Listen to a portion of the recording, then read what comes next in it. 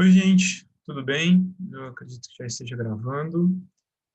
Pessoal, como prometido, eu demorei um pouquinho mais, mas estou gravando aqui nosso último conteúdo, pelo menos do que foi combinado até agora, que é a revisão de eletromagnetismo que a gente não conseguiu dar.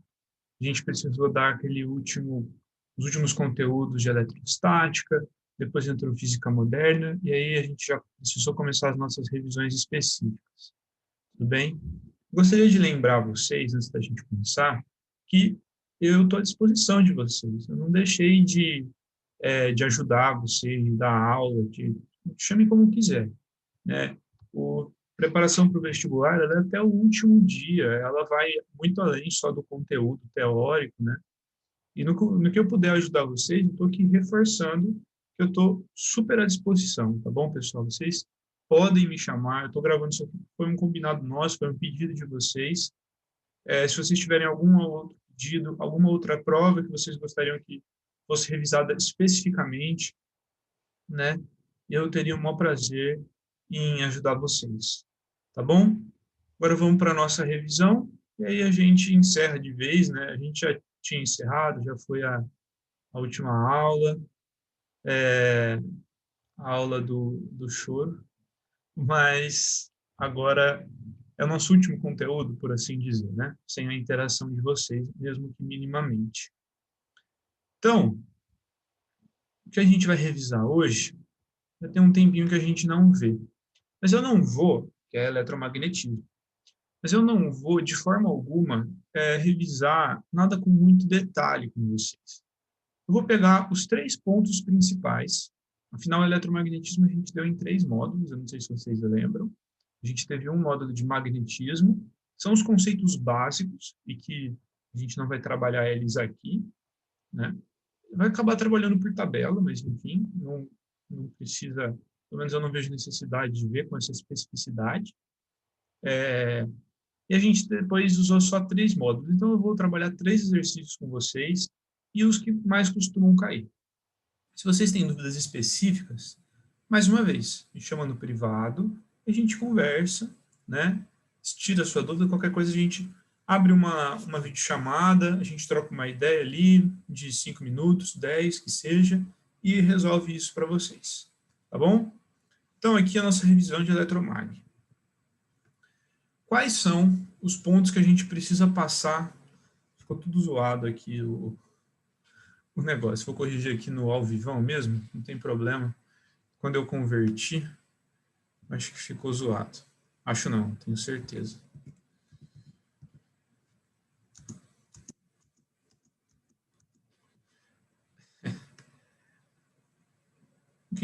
Quais são os pontos que a gente vai passar aqui nessa revisão nossa?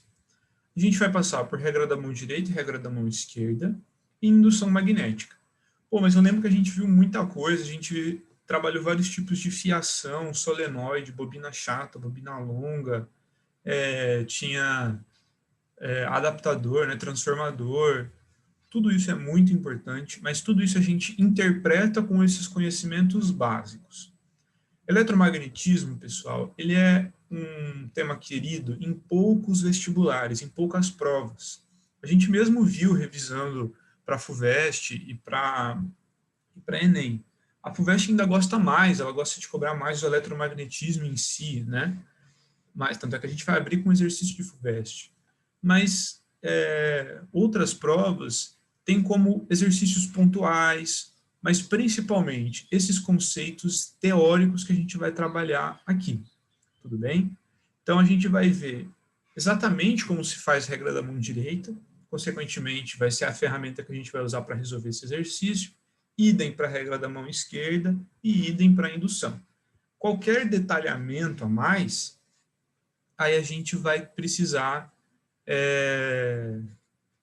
que eu vou precisar que vocês me comuniquem e aí a gente trabalha isso melhor. Tudo bem? Então, esse exercício aqui da primeira fase da FUVEST de 2017, que inclusive eu prestei, fala o seguinte. Opa, estou dando spoiler. As figuras representam arranjos de fios longos,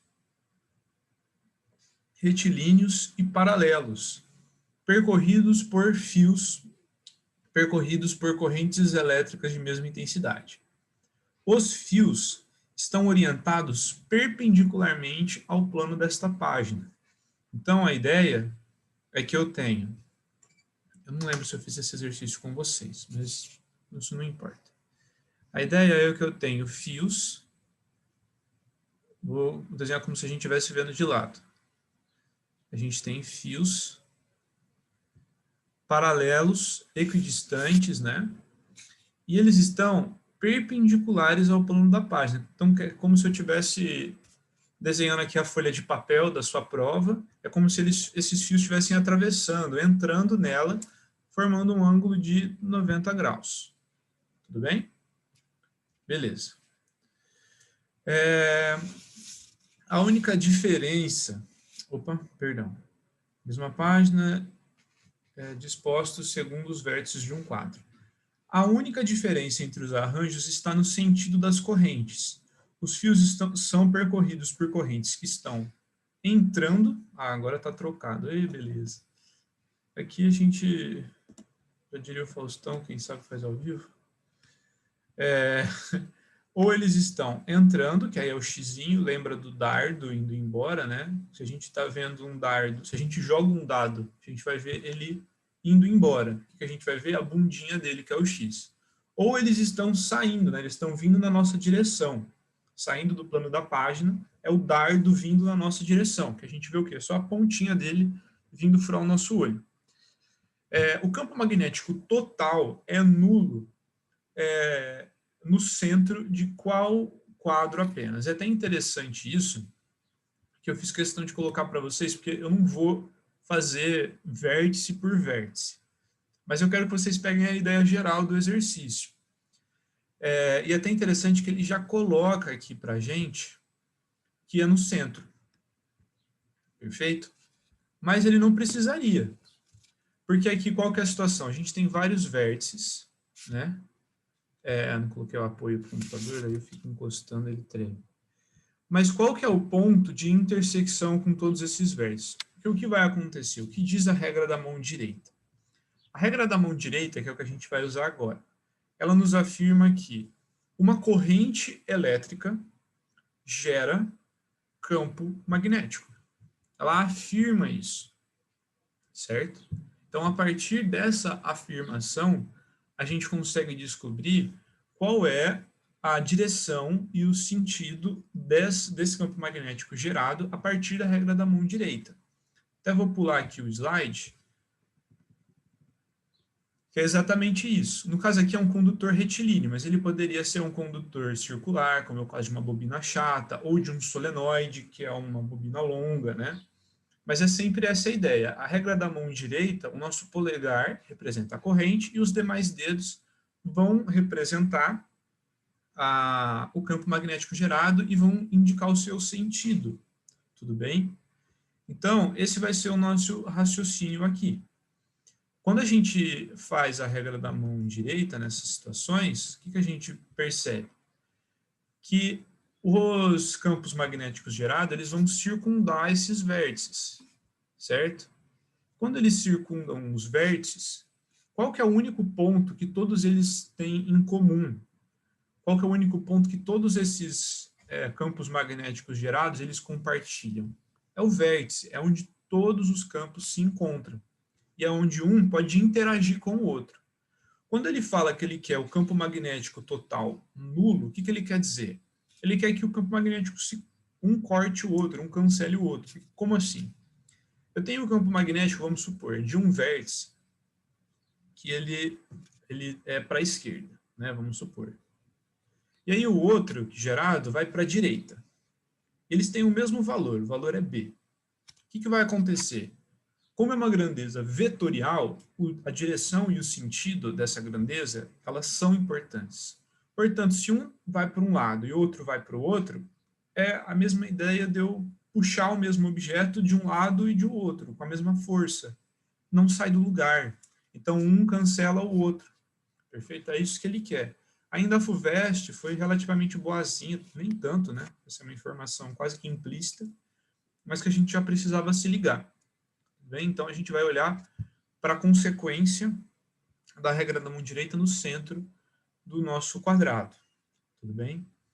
Qual que é o raciocínio para a regra da mão direita? Como eu já dei o spoiler do outro slide lá, que eu reviso de uma forma um pouco mais geral tudo que eu dei naquele módulo, a gente vai ter a regra da mão direita, não sei se vocês estão vendo meu vídeo sim, porque vocês estão vendo por gravação.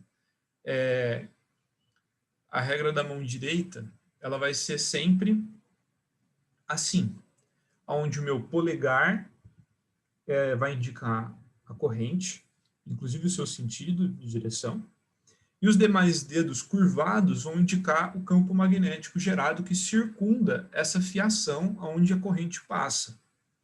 Então, a ideia, até coloquei aqui em perspectiva, a gente tem que quase todos os vértices na prova, a gente tem que ou enfiar o nosso dedo ali entrando no plano da página, ou como se ele estivesse saindo. E quando a gente fizer, qual que tem que ser o nosso raciocínio? A gente vai saber qual é o sentido. Para onde a gente tem que olhar? Exatamente para o vértice. Então, aqui, quando eu fiz a regra da mão direita, o que eu percebi? Vou até fazer aqui. O que eu percebi? Que ele está indo no sentido horário, né? Então, essa é a direção do... Opa, meu Deus. Essa é a direção, ele está indo no sentido horário. Perfeito? Mas e aqui no centro? Como é que ele está? Não é tangente?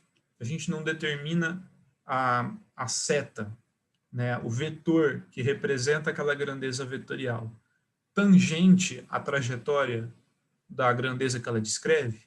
Então, nesse ponto aqui, tangente a este ponto, ele vai estar na diagonal para baixo e para a esquerda, nessa configuração aqui. Tudo bem? Só para a gente não se confundir e achar que a gente está dando voltinha ali e tal, vai ser só para a esquerda, só para a direita. Não, a gente tem que pensar na tangente. Então, ali no centro, ele vai estar sempre para as diagonais. Tudo bem? Então, aqui no meu exemplo que eu peguei aleatoriamente, é assim esse do canto superior. E o do canto inferior é dessa forma aqui, curiosamente, ele também está, a tangente que se forma ali no centro do quadrado também é diagonal para baixo, para a esquerda. Tudo bem?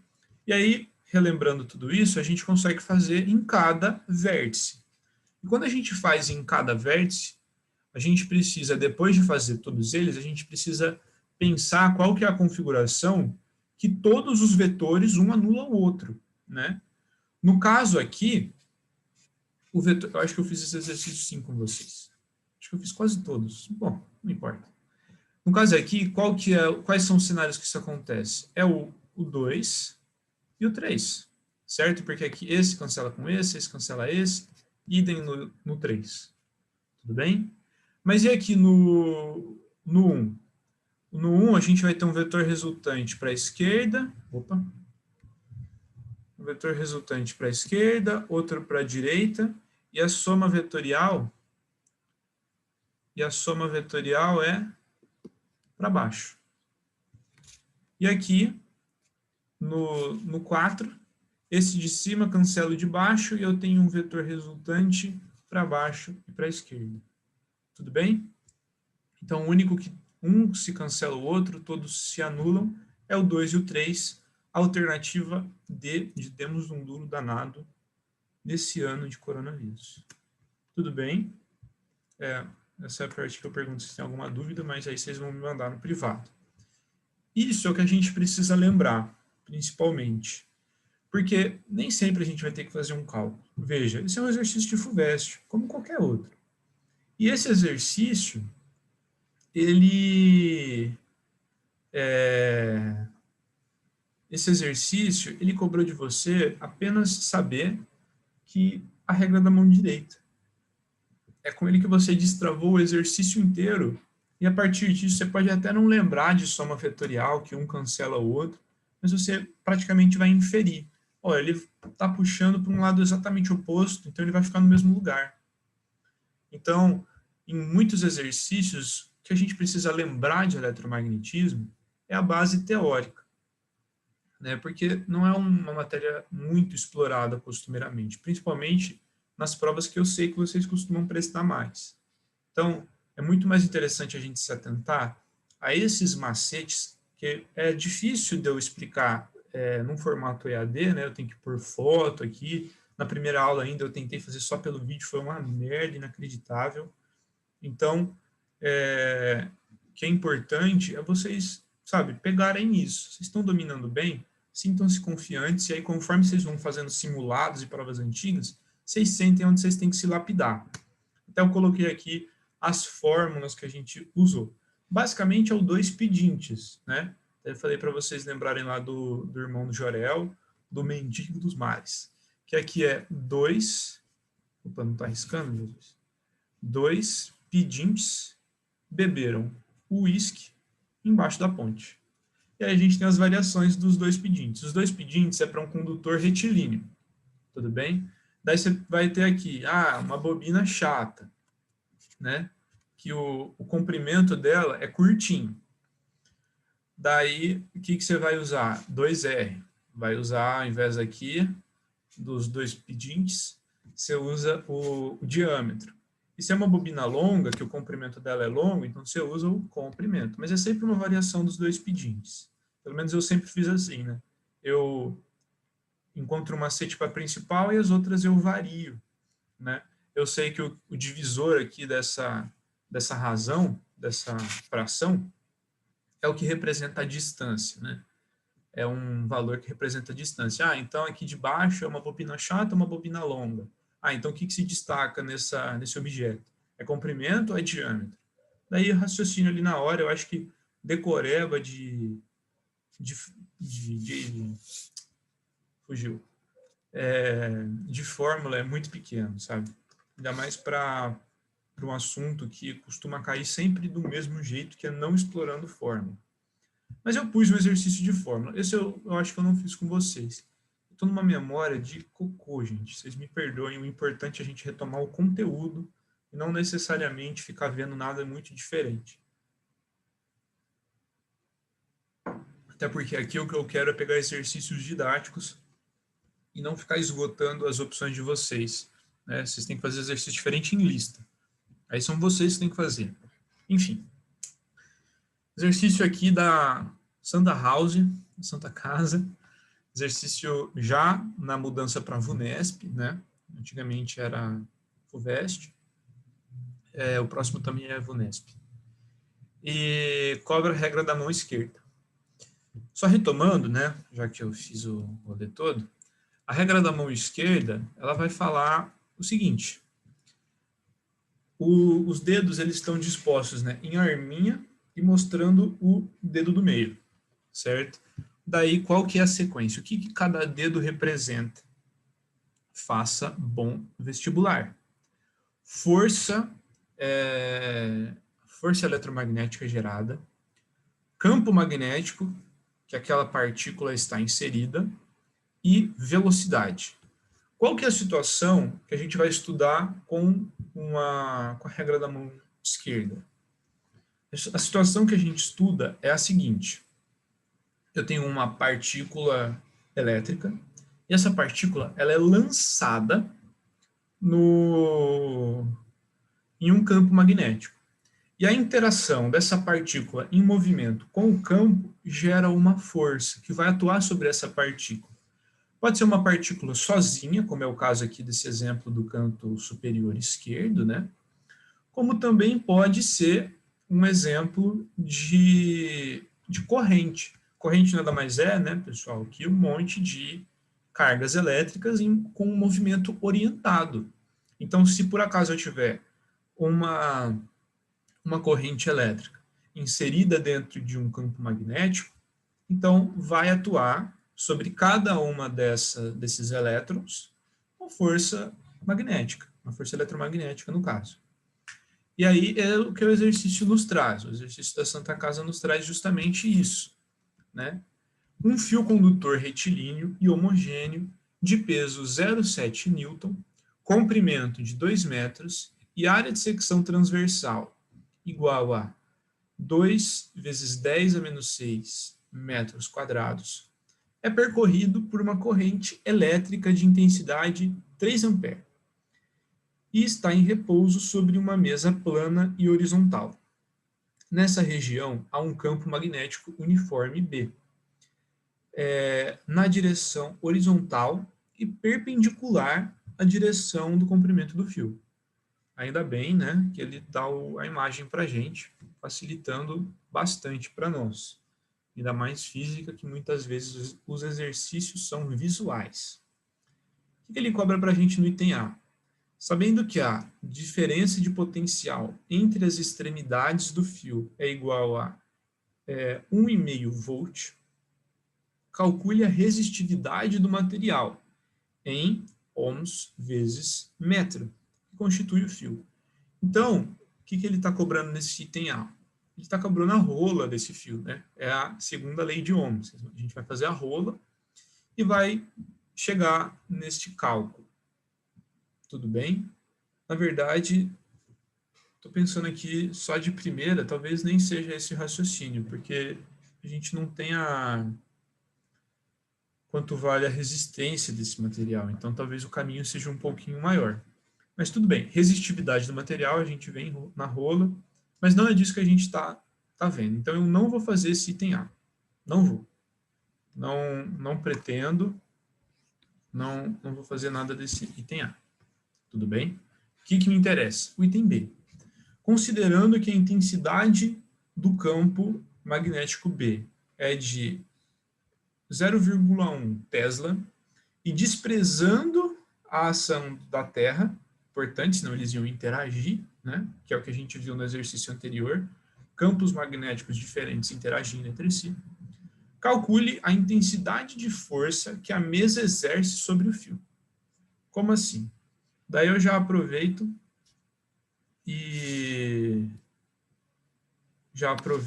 retomo uma parte que às vezes a gente fica associando muito a uma matéria. Onde que vocês viram ação e reação? Eu acho que foi com o Nicolas, né?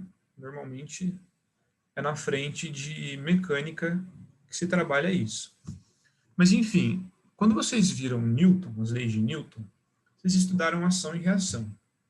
E a gente atribui ela muito à força-peso, né? Peraí, gente.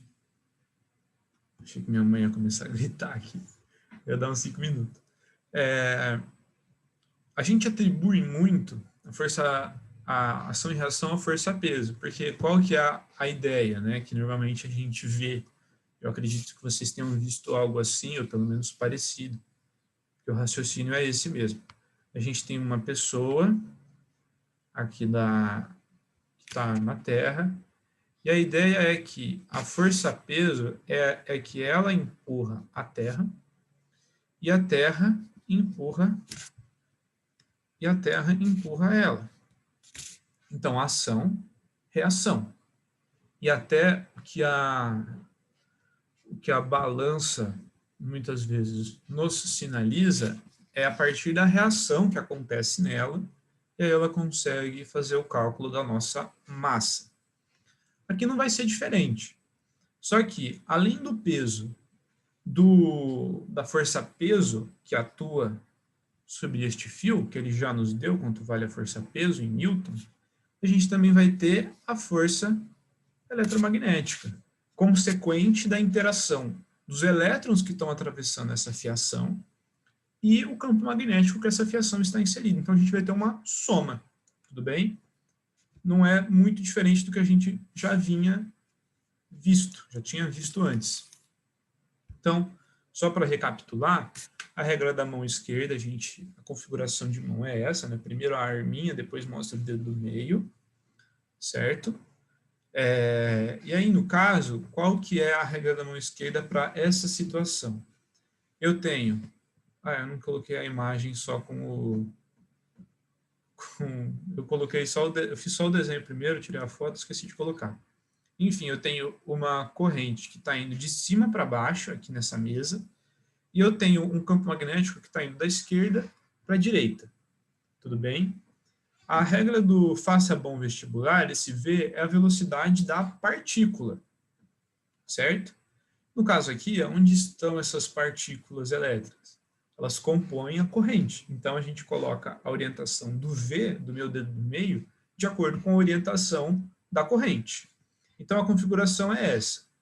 O V para cima, o B para o lado direito, e o meu dedão aqui, que representa o F, como vocês podem ver, ele está entrando no plano da página. Então, minha força F, ela está aqui puxando justamente...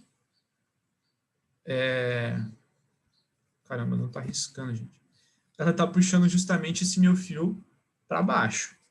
Ela poderia estar puxando para cima, vamos supor, né?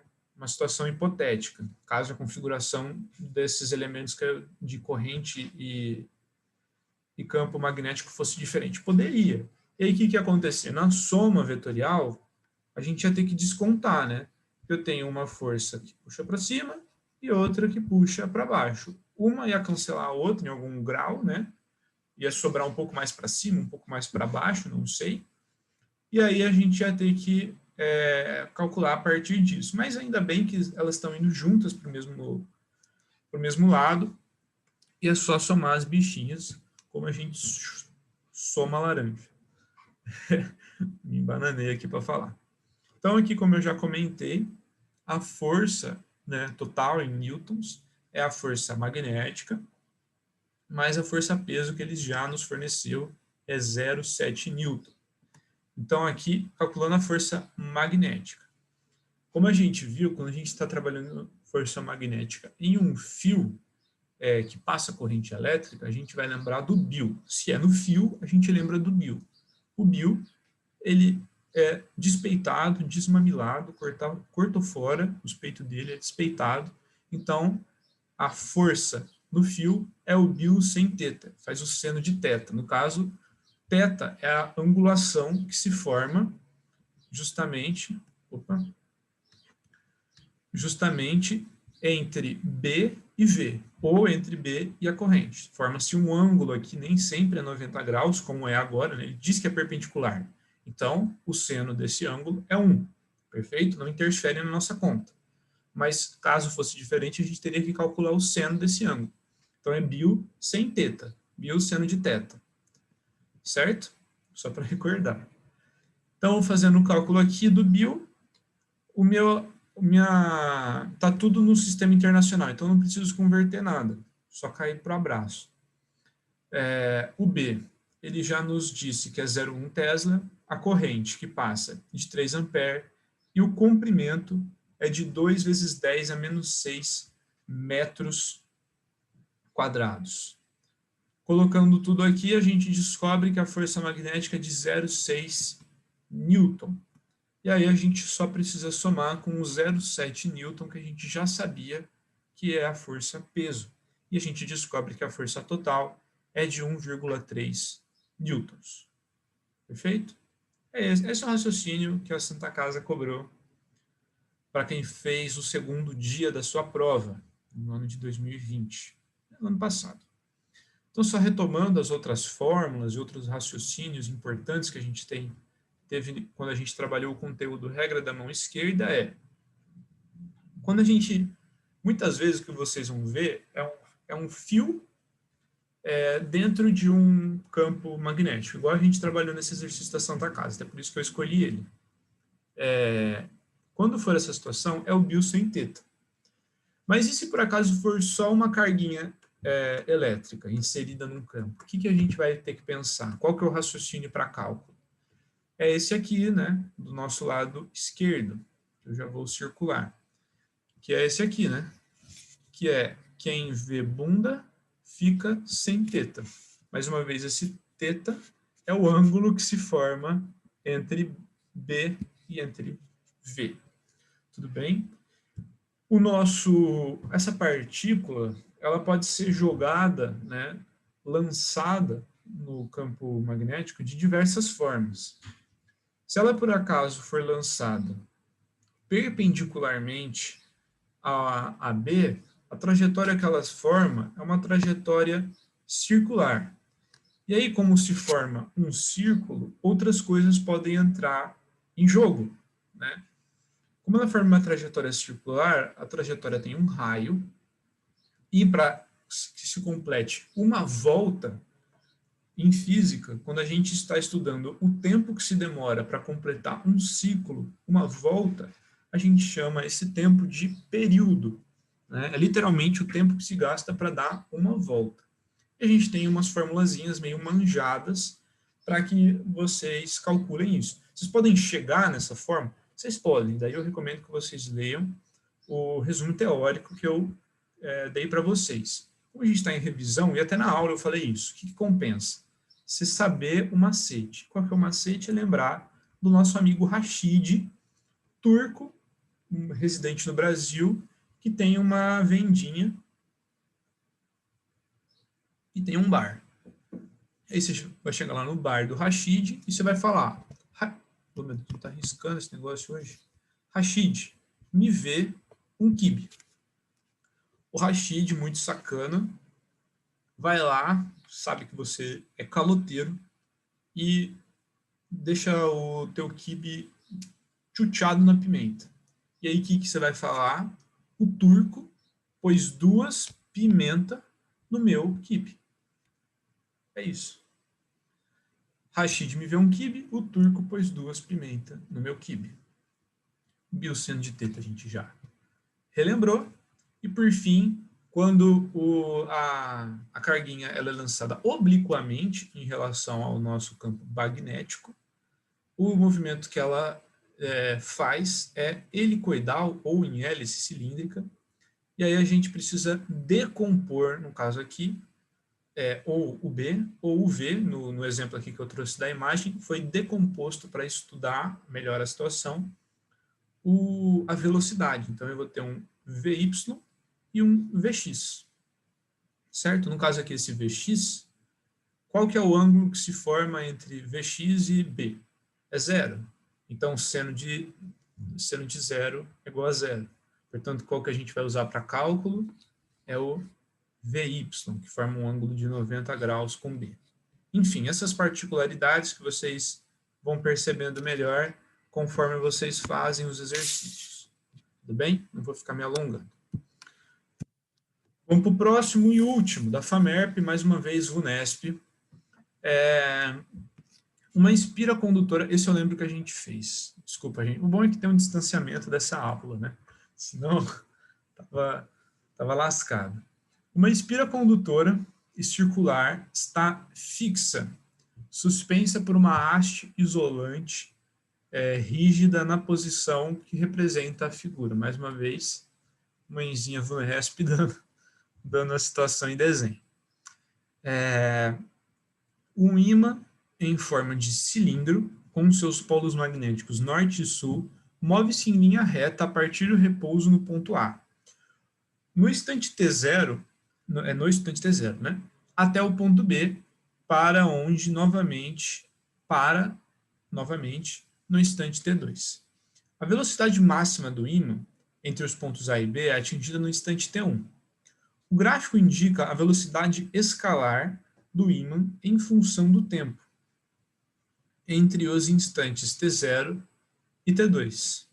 Considerando o sentido horário e anti-horário indicados na figura, é correto afirmar que, devido ao movimento do ímã, a corrente elétrica induzida pela espira circula, aí ele dá anti-horário e horário. O que a gente não pode se confundir aqui? Não é porque eu tenho que ele variou a velocidade dele, que por acaso vai variar a corrente. E aí que a gente precisa relembrar. A indução magnética, deixa eu só ver se eu coloquei alguma coisa aqui. Aqui, é válido pra caramba. Como é que funciona? Qual que é o raciocínio da indução magnética, que é o que mais cai sobre esse assunto? A indução magnética ela se faz devido à variação da intensidade do campo magnético que está atravessando uma espira. O fato desse campo magnético variar aqui dentro, vocês estão vendo que estão passando uma quantidade de linhas de força. Se passar a passar mais ou a passar menos linhas de força desse campo magnético, gerado pelo ímã, se passar mais ou se passar menos, eu estou trabalhando com essa imagem aqui, eu nunca sei se na gravação sai o cursor. Estou trabalhando com essa imagem aqui. Se passa mais ou passa menos, vai ter uma variação. Se vai existir uma variação, consequentemente, eu vou ter uma indução de corrente e de DDP sendo formadas nessa bobina. Tudo bem? E aí, justamente o que vai acontecer aqui é para um movimento para se opor ao ímã. No caso aqui, está se aproximando um norte. O que vai se formar aqui? Vai se formar algum polo, norte ou sul, para que freie o movimento desse ímã, para que freie, né, que ele pare, e que ele vá embora. Esse é o movimento, para ser um movimento contrário, para se opor. E aí, no caso aqui, o sul ia atrair. Então, não é o sul. O que vai se formar, na verdade, é um norte. Do norte, o que vai acontecer? Como está na imagem aqui à nossa direita. Está até em verde, se alguém for daltônico, perdão. Está saindo as linhas de força, né? Do polo norte saem as linhas de força do campo magnético. Se está saindo as linhas de força, quando a gente faz a regra da mão direita, justamente como é que vai ser a configuração dessa corrente para que saia desse lado aqui da bobina as linhas de força do campo. Ela tem que ser, no caso aqui, na imagem que a gente está vendo aqui embaixo, para cima, certo? É exatamente o mesmo raciocínio que a gente vai ter para o exercício anterior. A gente tem que pensar que conforme vai se aproximando o ímã, vai aumentando as linhas de força ali dentro dessa espira. Ah, você vai falar para mim, mas variou a velocidade, isso muda alguma coisa? De forma nenhuma. O que preconiza a lei de Lenz e tudo que se relaciona na parte teórica de indução magnética é a variação do campo magnético que atravessa essa espira. Não é a velocidade com que ele vai mudar, com que vai ter essa variação de fluxo magnético. Isso vai ser interessante porque vai aumentar mais e menos e aí você vai ter diferenças. Mas o que precisa acontecer é a variação do fluxo. Se por acaso a espira também estivesse se movimentando com a mesma velocidade do ímã, eles estariam iguais o tempo todo, né? Porque um está parado em relação ao outro. O referencial dos dois é o mesmo. E aí você não tem variação de fluxo, daí você não teria acontecendo isso com o ímã. Então, a variação da velocidade não muda em nada. Isso é para confundir a gente. O que está acontecendo é exatamente a situação, até foi sem querer, que está aqui nesse slide. Foi sem querer mesmo, real, gente. Eu só peguei a parte teórica lá do nosso módulo. E o que vai acontecer é uma aproximação de um polo norte. O que precisa se formar ali? Um polo para repelir esse polo norte. No caso, tem que ser outro polo norte. O polo norte vai sair dessa face em contato com o ímã, tem que sair as linhas de força do campo magnético. Para que isso aconteça, segundo a nossa queridíssima regra da mão direita, a corrente tem que ter essa orientação. No caso aqui, que a gente está vendo na imagem, é para cima. Mas o que o exercício pergunta é da espira como um todo, né? E aqui, como a gente pode ver, é o sentido anti-horário, né? Ela fazendo esse movimento de voltinha, que quando a gente está vendo aqui na imagem, está para cima, né? Enfim, eu espero que vocês estejam me entendendo. E ela vai ser tanto entre T0 e T1, quanto entre T1 e T2. Então, a nossa alternativa é a alternativa A, que eu não consigo riscar. E beleza. Vai ser a nossa alternativa A. Perfeito? Sentido anti-horário entre T0 e T1 e T1 e T2. Belezura? Para fechar de vez, só para retomar os outros tópicos de indução magnética. Pode ser cobrado de vocês apenas a análise do fluxo magnético. E a análise do fluxo magnético é B vezes A vezes cosseno de θ. Esqueci o macetinho. Tinha até anotado, olhei antes da aula, mas me fugiu. Não tem problema, cobra-se muito pouco a análise do fluxo magnético que atravessa uma espira. Mas, enfim. E também pode ser cobrado a DDP que se gera, porque aqui a gente está vendo que se induz uma corrente, mas induz uma corrente e uma DDP. Tudo bem? E essa DDP, no caso, é a divisão da variação do fluxo pela variação de tempo. E a gente encerrou. Tudo bem? Pessoal, mais uma vez, ótimas provas para todo mundo. Foi um privilégio poder dar aula para vocês, mesmo que dessa forma tão adaptada. Eu sei que vocês fazem um sacrifício para estar ali no sala, e eu tentei levar o máximo a sério possível. Mais uma vez, perdão se por acaso eu desagradei alguém, não fui bom o suficiente, sei lá, fui confuso. E quero reforçar, me chamem, gente. Eu estou à disposição para fazer uma revisão específica para o que você precisa, para algo que vocês necessitem, para pensar em uma lista com algum outro monitor, ou enfim, sozinho. Que vocês precisarem, a gente está à disposição, eu estou à disposição. As provas, elas têm aí um tempo de um mês, um pouco mais, né? E aí vocês vão ter um hiato muito grande. E eu quero reafirmar que eu estou junto com vocês até a véspera, corrigindo a prova, esperando o resultado, tá bom? Essa é uma fase bem crucial para quem é vestibulando, eu sei. Então, eu quero que vocês se sintam o máximo acolhidos possível. Como eu falei na nossa última aula, lembrem-se de descansar, tá? Lembrem-se de não se atolar, o que vocês precisavam aprender, vocês já aprenderam, vocês só estão se lapidando agora. Então descansa, vai absorver melhor o conhecimento, eu garanto para vocês, tá bom? Um beijo, boas festas, Feliz Natal, tomara que ano que vem seja melhor, porque esse foi muito louco, né, para não falar outra coisa, mas é isso. Um beijo para todos, fiquem com Deus e até muito breve, espero.